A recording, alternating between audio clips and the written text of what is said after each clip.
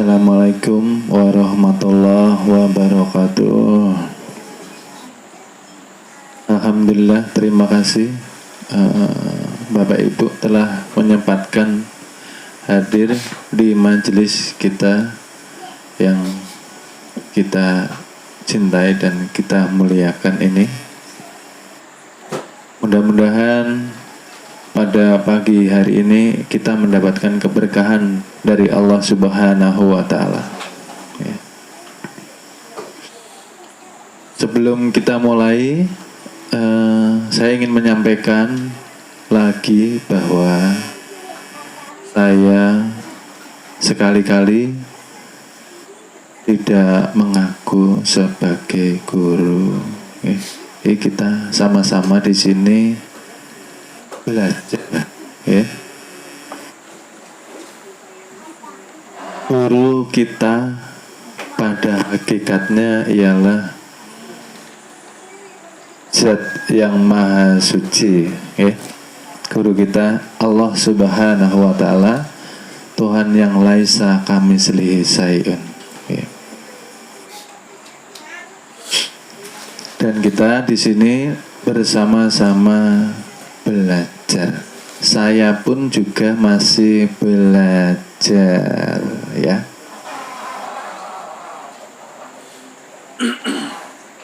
Semoga Allah memberi rahmat hidayah, memberi ilmu, keberkahan pada kita semua. Amin amin ya rabbal alamin. Dalam rangka sebentar lagi, ya, kita menyambut Maulid Nabi Muhammad Sallallahu Alaihi Wasallam, junjungan Nabi besar kita yang kita cintai, yang kita muliakan. Kita turut bersukacita menyambut kedatangan beliau di alam dunia, karena beliau membawa titik pencerahan kepada umat manusia.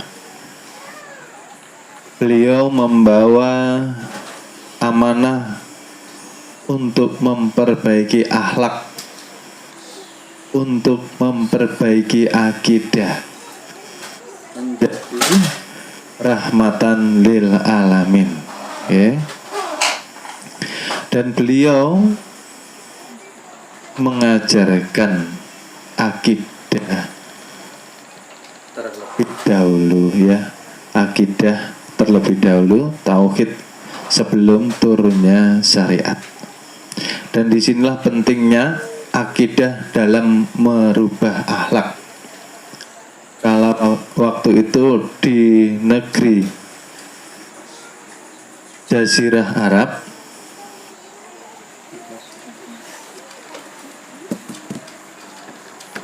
akidah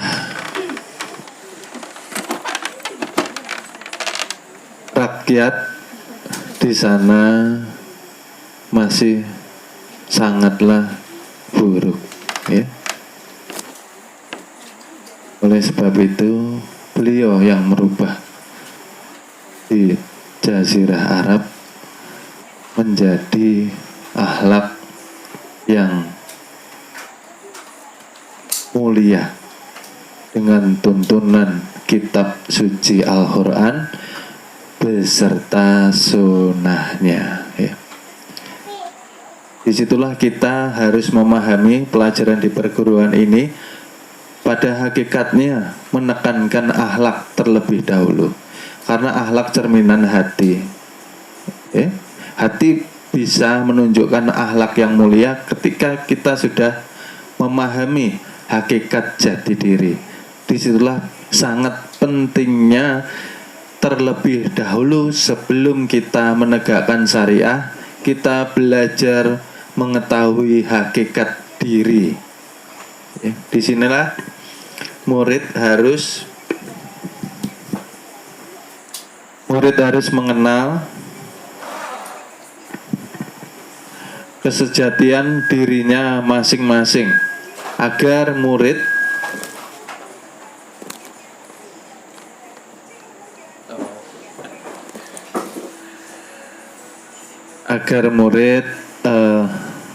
lebih terjaga, agar murid lebih sadar, agar murid lebih paham bahwa kita manusia diciptakan sangat sempurna, kita diciptakan sangat luar biasa. Disitulah murid supaya mengetahui potensi ketuhanan yang ada di dalam dirinya. Seperti kita ketahui bahwa kita mempunyai 3 nama suci. 3 nama suci ini melambangkan hakikat cermin diri kita.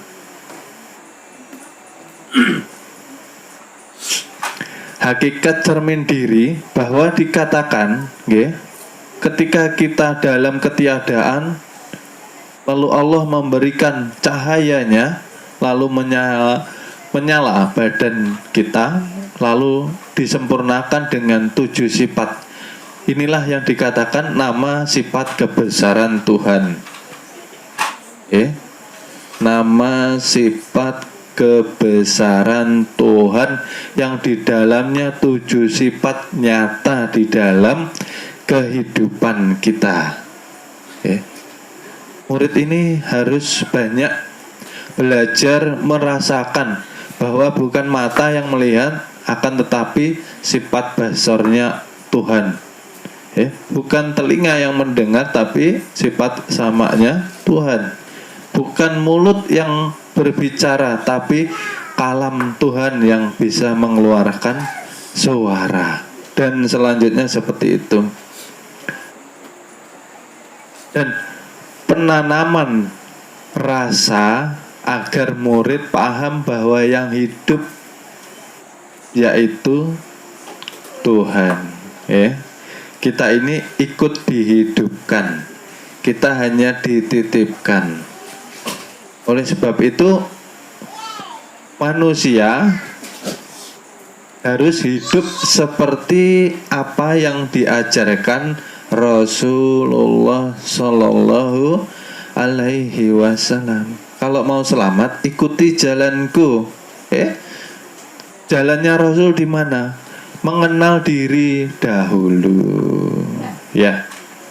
Kan kita dikatakan kita ini kan mayat. Sifatnya tidak bisa bergerak sedikit pun tanpa ruh. Gimana? Paham?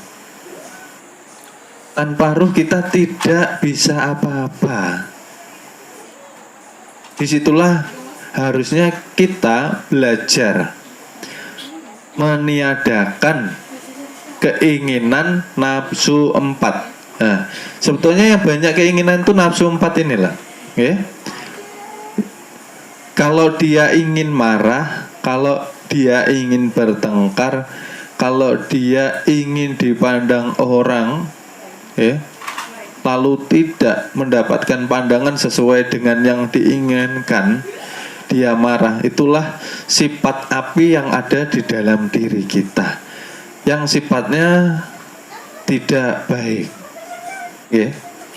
Ini karena dia belum memahami, dia masih bisa marah. Marah itu kan sifat yang tidak terdidik. Kalau marah pasti bekerja sama hati, pikiran, perbuatan, otomatis menjadikan badan jasmani ini alatnya.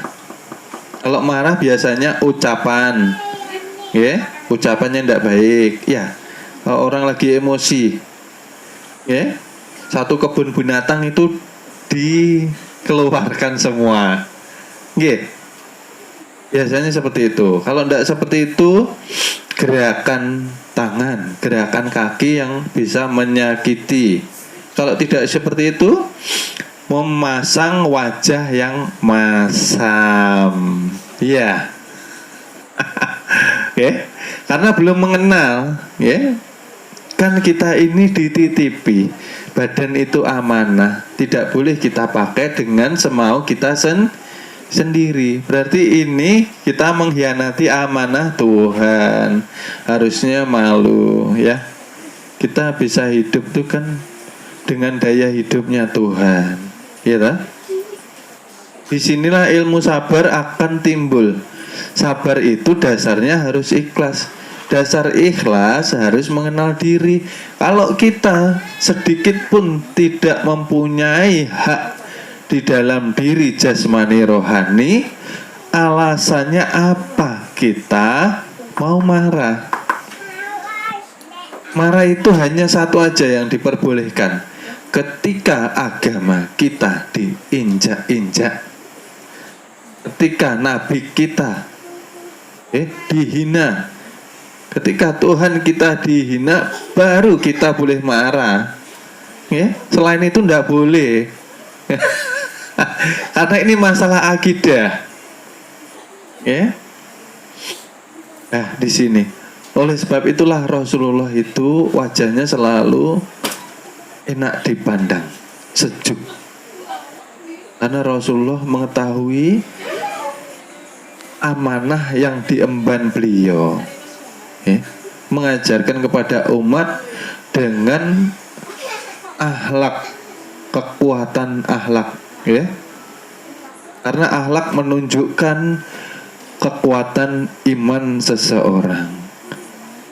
Orang itu mudah mengatakan beriman, tetapi ketika kita melihat hakikat keimanan seseorang, lihatlah akhlaknya. Ketika diuji bagaimana?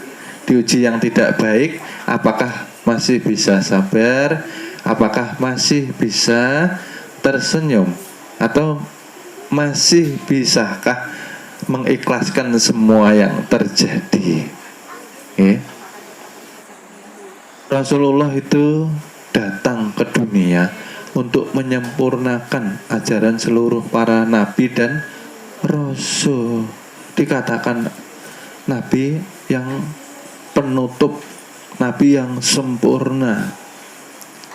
Karena beliau dengan datangnya Rasulullah memadamkan kegelapan umat manusia di dalam hatinya yang penuh dengan kemusyrikan, penuh dengan berhala. Kan masih ingat kezahiran Nabi Muhammad kelahiran di alam dunia, bahwa banyak berhala yang tumbang, api abadi pun padam. Artinya apa? Rasulullah cerminan daripada nur Tuhan, membawa pencerahan. Oleh sebab itu, ketika manusia, khususnya umatnya, mendengar kelahiran beliau, kita secara spontan harus bergembira, karena ini titik balik, awal mula kebangkitan keimanan manusia. Oleh sebab itu, kita khususnya perguruan menekankan kepada murid, jadikan momen Maulid Nabi ini nanti sebagai tonggak kebangkitan keimanan kita. Jangan kita hidup seperti yang dahulu kala, yang belum mempunyai tuntunan keimanan, belum mempunyai figur akhlak yang bisa dicontoh. Sekarang kan kita punya figur, contoh yang bisa kita teladani. Contoh itu ialah kekasih Tuhan Habibullah, junjungan kita Nabi Muhammad bin Abdullah bin Abdul Muttalib.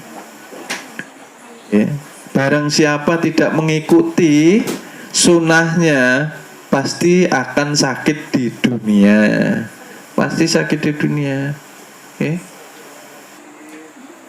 Rasul itu kan selalu mencontohkan sifat yang harus diteladani di dalam diri beliau. Manusia itu kalau tidak bisa menempatkan 4 sifat di dalam dirinya, berarti kita belum termasuk umatnya Rasulullah. Karena hakikat selawat itu masuknya ke dalam diri, menyambung kepada Nabi kita, nurnya yang menyambung maksudnya. Nah disinilah Rasulullah mencetak, mendidik, ya, memberi pencerahan umat agar bisa menjadi, ya, manusia yang berakhlak mulia, manusia yang takwa kepada Allah Subhanahu wa ta'ala. Oleh sebab itu beliau ketika lahir ke alam dunia melakukan perjuangan dakwah, syiar agama, syiar ilmu, untuk memahamkan umat bahwa tiada yang lebih penting di dunia ini selain akidah yang ada di dalam diri. Dengan akidah itu manusia bisa menghadapi seluruh ujian dan cobaan yang Allah datangkan. Okay. Ini perlu saya ulang kembali bahwa di sini junjungan Nabi besar kita ini pribadinya super, ya, super luar biasa baiknya. Pribadinya, akhlaknya super luar biasa, tidak ada tandingannya. Dan itulah yang kita harap dari beliau, syafaatnya, ya. Jadi murid ini coba kita memahami, kita kembali ke jejak rekam ulang dakwah beliau. Ilmu inilah yang diajarkan beliau untuk menyelamatkan umat dari kehancuran. Karena adanya beliau memperbaiki akhlak umat yang saat itu sangat tidak baik, okay? Banyak kekufuran, banyak kekafiran, banyak kemusyrikan, banyak kezoliman, banyak kebatilan, ya. Disinilah Rasulullah menempa sahabat-sahabatnya, menempa umatnya untuk menggali berlian yang ada di dalam dirinya. Di mana berlian itu? Di dalam daya hidup, ya. Oleh sebab itu amalan pada waktu itu ya sangat sederhana. Belum ada sholat 5 waktu, yang ada sholatul daim, sholat yang berkekalan, sholat yang memakai rasa yang merasa. Adanya rasa karena ada napas, adanya napas karena ada nyawa. Di nyawa inilah yang dikatakan ruh yang mengisi badan jasmani kita, ya. Disinilah ketika manusia sudah bisa memisahkan sifatnya dan sifat ketuhanan, maka manusia akan mempunyai martabat yang luhur, beradab, mulia, karena sudah mengenal hakikat diri sebagai perwujudan Nur Muhammad atau tajalinya daripada zat Tuhan yang zahir di badan Bapak Ibu sekalian. Bapak Ibu ini bagaimana membawa amanah setiap hari? Dari dibangunkan itu Allah memberi kesempatan untuk bertobat yang pertama. Dari dibangunkan Allah memberi kesempatan kita banyak beramal. Dari dibangunkan Allah memberikan kepercayaannya kembali kepada kita untuk memperbaiki tauhid kita. Nah, ketika bangun itu bagaimana kita menyikapi amanah ini? Apakah kita menjalani kehidupan itu hanya memikirkan dunia saja, pekerjaan, hanya memikirkan rezeki, atau hanya memikirkan yang lainnya, sedang Tuhan dan amanahnya tidak terpikirkan? Maka sudah janji kita di alam ruh, qalu bala syahida. Nah, menyatakan Allah itu Tuhan kita yang nanti engkau yang hanya aku sembah ya Allah.